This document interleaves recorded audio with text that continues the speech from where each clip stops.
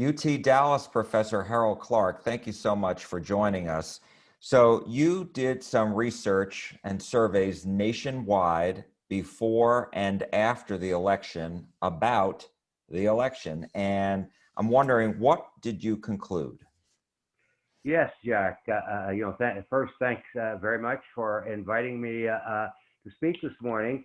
Uh, uh, yes, the Office of Research at my university, at UTD, University of Texas at Dallas, funded a set of surveys, and the first two that we have conducted were just bracketing the recent presidential election. And we did national representative national samples before and afterwards, and our focus was really on studying, the factors that were driving people to vote the way they did. And one of the most important, of course, issues this year it has been the health crisis, the COVID pandemic. And we were interested, one of our major concerns was to see what kind of impact the concern with the COVID crisis had on voting behavior. And what we found was that it worked very much to the detriment of the incumbent President Trump, and really could, I think, plausibly be labeled as the factor that really killed him politically. Why is that? I mean, what you're saying is you believe that the coronavirus and this pandemic that has been raging since March cost President Trump his reelection. I think that's an argument that can be advanced, Jack.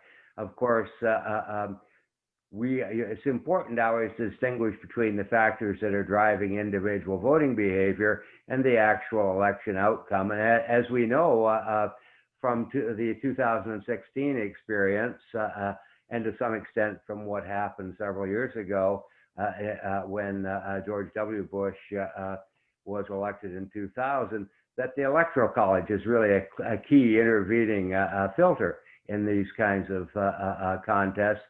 But if you look at the evidence from 2020, people's judgments about the performance of President Trump, his job performance, were dramatically different depending upon whether or not they designated the pandemic as the most important issue. And if one of the things we did was to ask people to designate what they thought were the three most important issues, and then to pick the most important one of all. And then a follow-up question asked people about whether or not they approved the job that the president was doing on the issue that they thought was most important. And if you look at that evidence, it's really quite clear that the patterns differ remarkably between those who mention COVID and those who mention some other economies, such as other issues such as the economy or race relations or immigration or whatever else they might have been concerned with. Specifically, amongst those who designated the pandemic as most important, only 25% approved of the job the president was doing, and nearly 60% disagreed, disapproved with his job performance.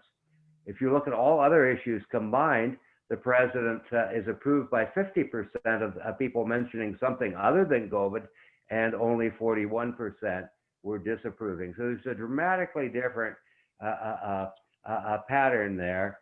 And of course, there are lots of other factors that influence voting, as we know, students of elections and voting.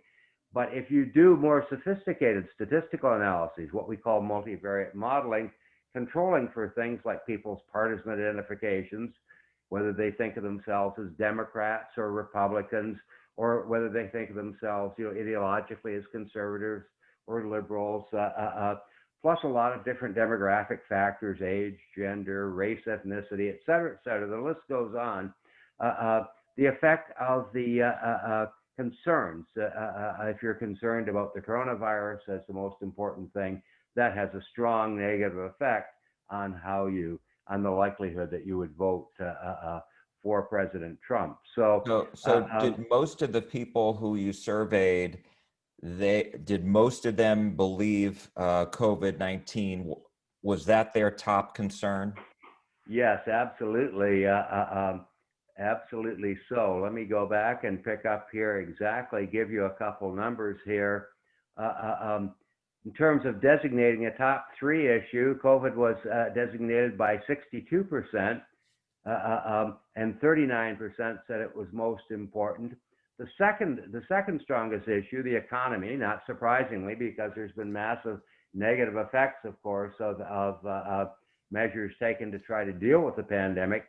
Only 44% mentioned the economy as a top three issue, and less than 1 in 5 persons, 17%, said it was the most important. So COVID really displaced the economy. You know, typically the recipe for electoral success, Jack, for an incumbent president is peace and prosperity. And you know, a year ago, it looked very much like Trump was on track to check both of those boxes. The economy was booming. Stock markets were at record, prices were at record levels. Unemployment was at record lows, not just, generally, but for specific groups, women, minorities, youth, et cetera. And of course, internationally, although people may have criticized Trump's style, in fact, the country was pretty much at peace. ISIS had been crushed. We were on the verge of signing peace agreements, which eventually, took place with a number of Middle Eastern countries, and so it looked like Trump, as I say, had checked both those boxes and was well on his way. But then, out of the blue, so to speak, we had the pandemic, and there were huge consequences for the economy, as I mentioned, in particular, with unemployment going from about 3.9%, and indeed 3.6% specifically, up to nearly 15%, just skyrocketing up between February and April of this year, and consumer confidence, as measured by standard surveys such as those at the University of Michigan, consumer sentiment surveys, just absolutely plummeting. And so this changed the political world, Jack. It really did. Well, let me ask you, because the president, with the advice of his task force, shut the country down for 15 days early on to flatten the curve. Looking back on that, was that the right decision politically? Was it the right decision just morally? And was that something that was, I mean, if you happen to know, was supported by the public? Or is it what happened afterwards that cost him? Well, I think in general, it's extraordinarily hard to think about what you would do in this kind of circumstance, and playing off the health concerns and trying to do something, something effective and quickly, of course, in that area. I think left just about everyone to some extent, regardless of their Democratic governors or Republican governors or the president or what have you, with little choice other than to tell people to hide. That was basically it. Stay home.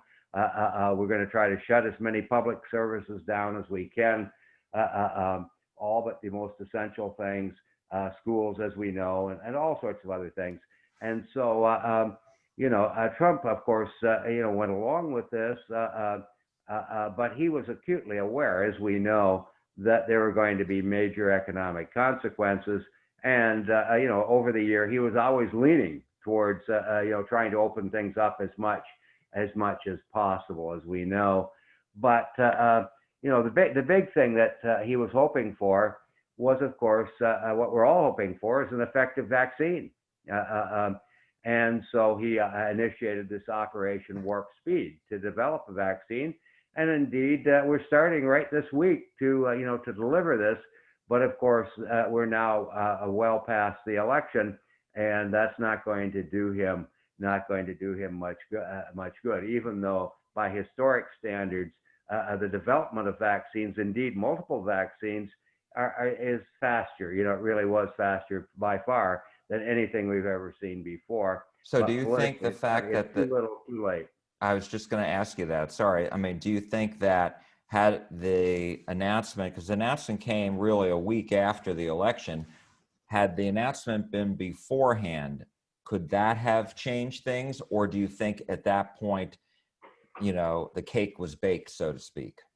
It may have been, I think it would have, it's hard to tell. It might have helped somewhat, but I think you may be right that if it was an election eve announcement, it may well have been, discounted. And of course, there are a lot of people who are reluctant in the United States to accept vaccines, and so even if it had come a little earlier, its effects, remain to be seen. So, but anyway, in the event, as we say, it came too little, too late to do anything for him politically. Even though, of course, there were announcements that it was on its way and that trials were being, were being done and were very successful.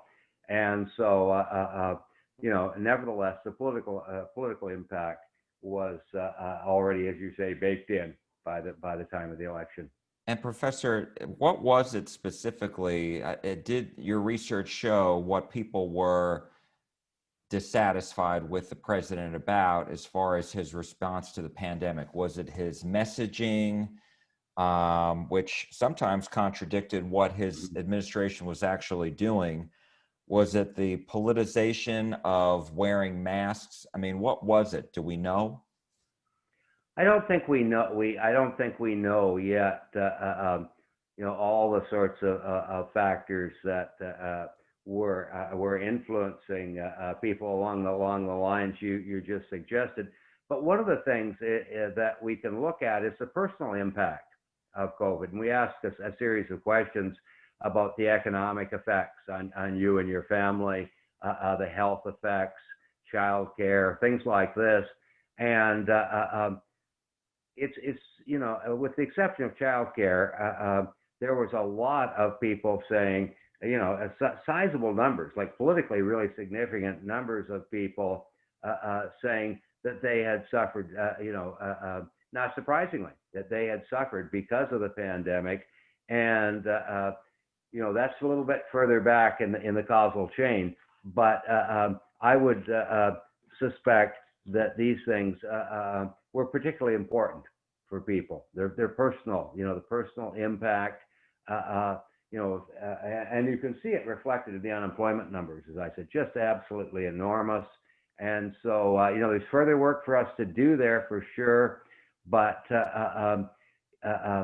that's one side of it. The other side of it, of course, is what we call in technical terms, we call the sociotropic effect. Like, people are looking at the media every day, and they're being told, in the lockdowns and everything, and they're making inferences from this. And rightly or wrongly, the president is held responsible, for delivering security broadly defined. And here was something novel. It's almost like a war.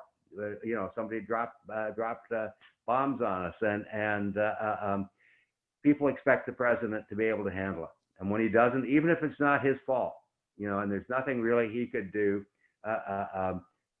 and he had every incentive politically to do as much as he could, as we know, they're going to blame him for it. So there's a personal dimension, but there's a more general sort of dimension as well.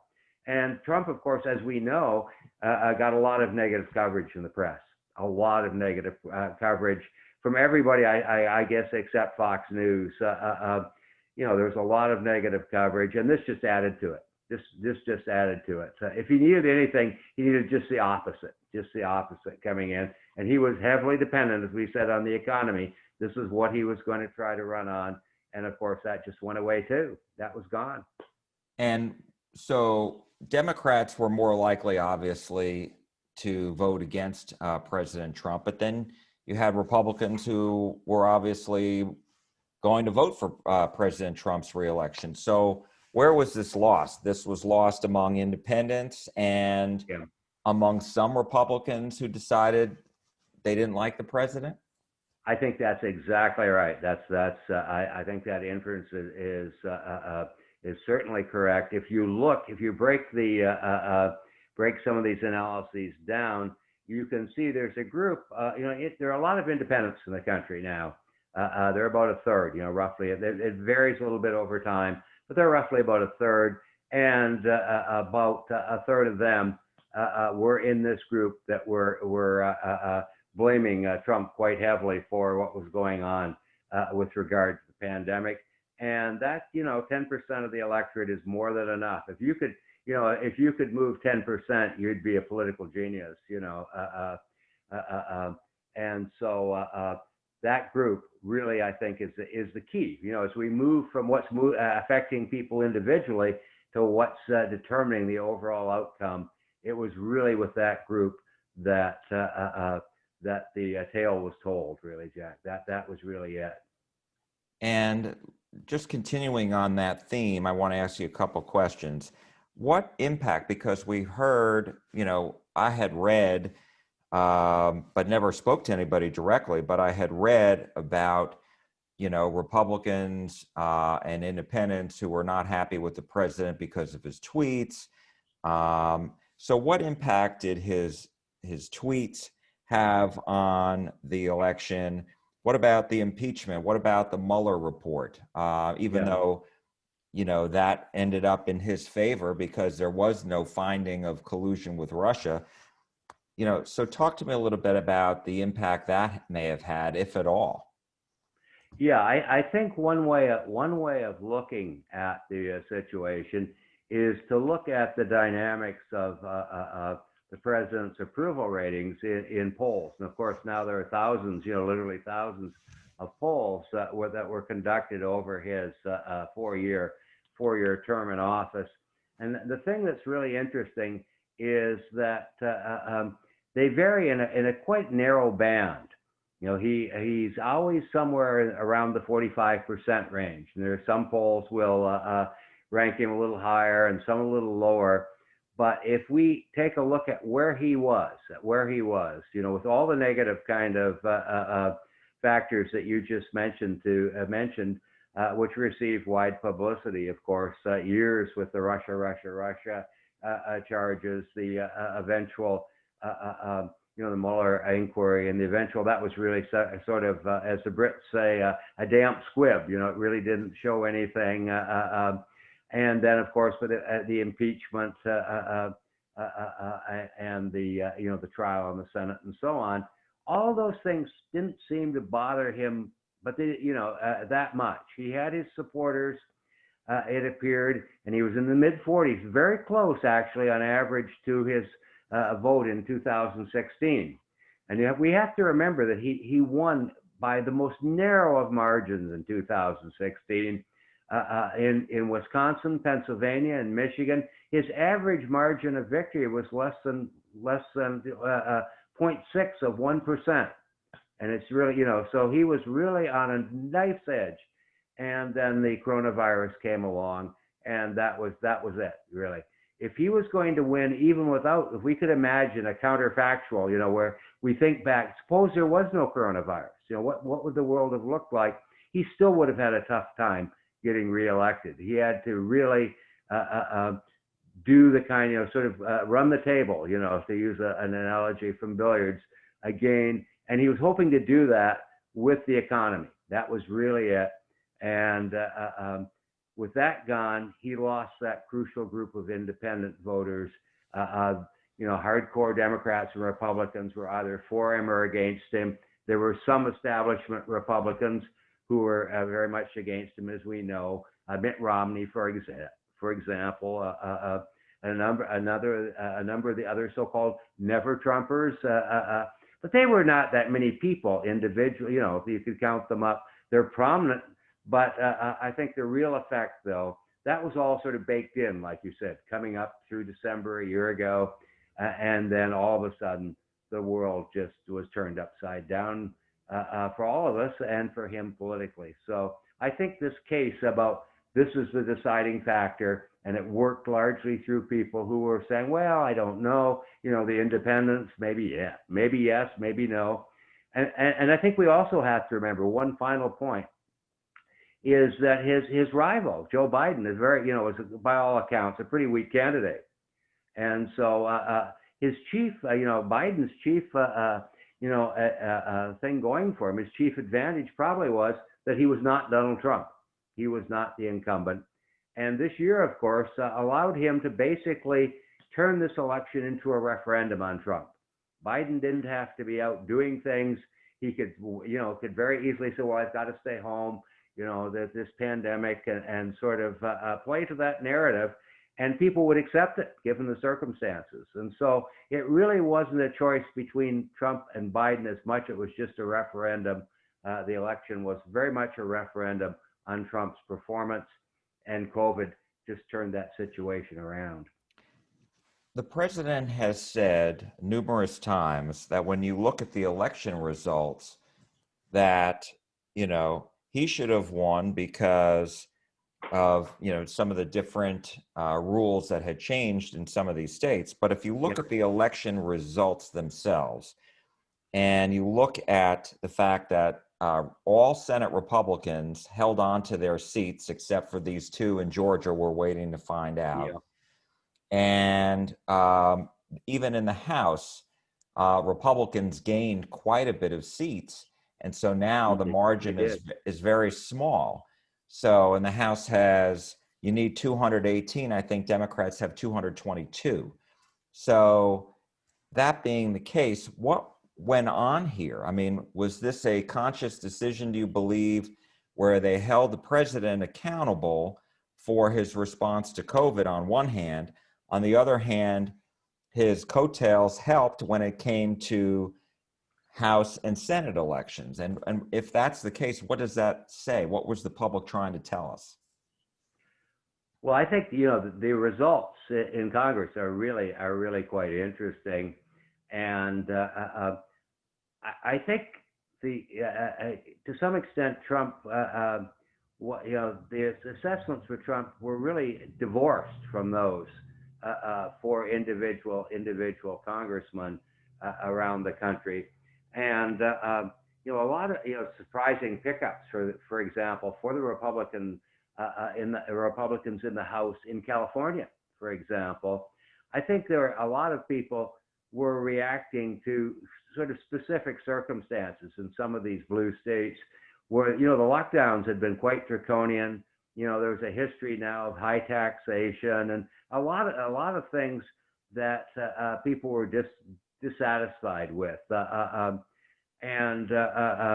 so I think you can argue that some of those were factors were in play, and of course some of the people who had lost in 2018, like Darrell Issa, for example, were already established figures, and it was pretty easy for them to come back, or relatively easy for them to make a comeback under the circumstances, and so.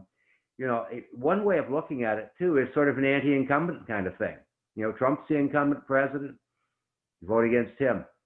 You got a Democratic congressman. You're not happy with him either, or her, and so you vote against them. So that's another I think spillover from the terrible circumstances that much of the country was experiencing in 2020. There's a more general anti-incumbent dimension to this, and as I said earlier, incumbent presidents depend on peace and prosperity, and one of those went away. And of course, the discussions about international affairs, always sort of a secondary theme, practically always in presidential elections, were just totally driven off driven out of the media, driven off the issue agenda totally this year. One other question I had that I was thinking about, and that is, President Trump did come down with COVID-19 himself.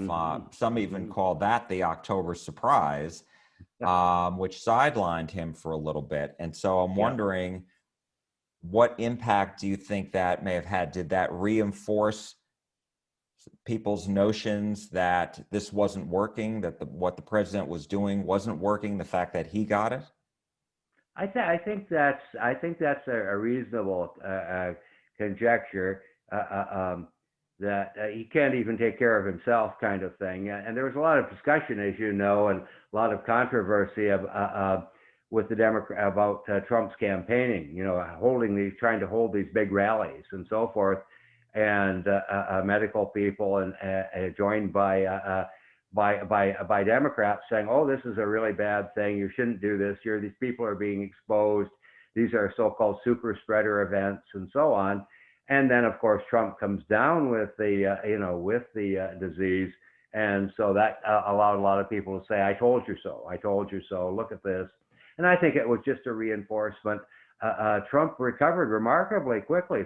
He's 74 years old, and must have been exhausted physically from all his activity. It's just amazing that he was able to recover so quickly. Some people have even said that the whole thing was a fake, that he never had it, and he was just trying to generate sympathy. So, he basically couldn't get a break no matter what was going on with regard to this. And I think it was impossible, given the circumstances. We basically did nothing this year. There's two things: trying to develop the vaccine, but otherwise we were doing just what had been done in 17th century England with the Great Plague. Just go hide till this blows over. And so we were told exactly the same thing. And of course, medical science didn't seem to have any other answer than that, except the vaccine. So, it would have been very difficult for any president in these circumstances, but particularly for a figure like Trump, who was always just on the edge. As I said, look at the 2016 results. Look at these public opinion polls. He needed every break he could get to win this election.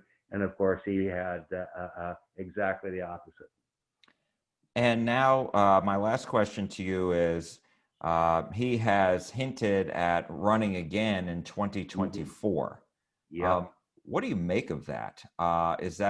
Sure, now the party is behind him, but obviously there's a whole bunch of people who, including Texas Senator Ted Cruz, who are looking at running for president in 2024. I would imagine Vice President Pence would be on that list of interested people, Nikki Haley, and a whole bunch of other people. That's right. The aforementioned Darrell Issa too. If you're a Republican and can win in California, that's a pretty good credential to have. Yeah, I don't know what to make of that. He'll be, I guess, 78 or 79 years old by then, and he's been in remarkably, stout, again, good health, and doing an incredible amount of activity. But it would be close to 80, and like you say, there are lots of there's a new generation of people who would like to have that office for sure. Who knows who will be on the list by then? As the late Harold Wilson, British Prime Minister, said, a week is a long time in politics. Well, 4 years.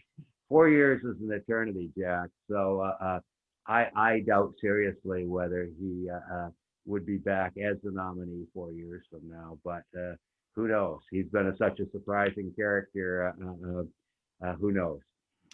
UT Dallas Professor Harold Clarke, thank you so much for your time and sharing with us the results of your survey. Thank you so much. Thank you so much, Jack. I appreciate the opportunity, and have a good day. Bye-bye. You do the same.